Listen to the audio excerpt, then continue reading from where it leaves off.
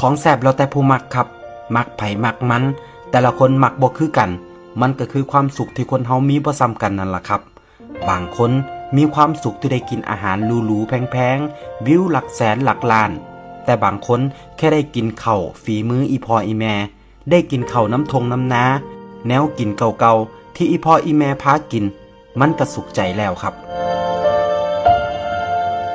ต้นทุนวิถีชีวิตที่แตกต่างกันมันก็เฮ็ดให้คนเฮาสุขไผสุขมัน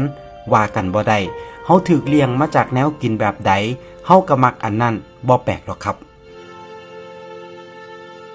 บ่แปลกที่แนวกินบ้านเฮาสิซ่อนความทรงจำความผูกพันไว้ในนั้นกินไปคิดฮอดบ้านไป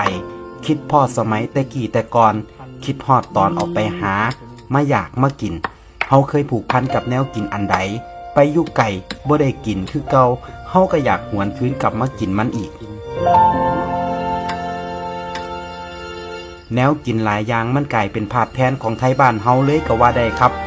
แค่เห็นข้าวเหนียวส้มตำลาบก้อยข้างทางหรือแนวกินอีสานบ้านเฮาอยู่ต่างถิ่นเฮาก็คิดฮอดบ้านแล้วแต่เชื่อบ่ครับมันบ่แซ่บสำกับมากินน้ำครอบครัวเฮาบ่เคยบอกว่าแนวกินบ้านเฮาดีกว่าไทยอื่นแค่อยากบอกว่าสำหรับเฮาแล้วแนวกินฝีมืออีพ่ออีแม่แซ่บที่สุดสำหรับเฮาเท่านั้นแม้ว่ามันอาจบ่ได้แซ่บสำหรับคนอื่นก็ตามครับเฮาผูกพันกันมาคนละอย่างกินมาคนละแบบกินแบบไผแบบมันสุดท้ายเฮาบ่เคยหลงลืมแนวกินถิ่นฐานบ้านเกิดได้จักเทื่อยิ่งนับมือยิ่งหวยหายิ่งถอยห่างไกลบ้านยิ่งคิดฮอดยิ่งอยากกินมันเป็นธรรมชาติของชีวิตจริงๆวิธีเดิมๆของไทยบ้านเฮาอยู่ง่ายกินง่ายติดดินกินตามมีตามเกิดหาหยังพอได้กินเพิ่นก็เฮ็ดสู่ลูกสู่หลานกินแต่แนวกินหลายอย่างกว่าสิหามาได้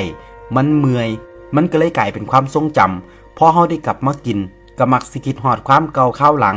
คิดฮอดคนที่เคยป้อนข้าวป้อนน้ำคิดฮอดคนที่เคยห่วมผ้าเข่าคิดฮอดสุคนที่เคยเลี้ยงดูครับเฮาบ่ได้มักแนวกินซื่อๆดอกครับ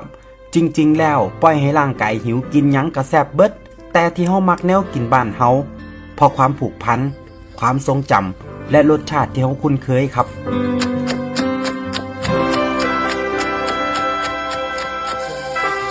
เฮาแล่นหนีสิ่งเก่าๆเดิมๆได้ยาก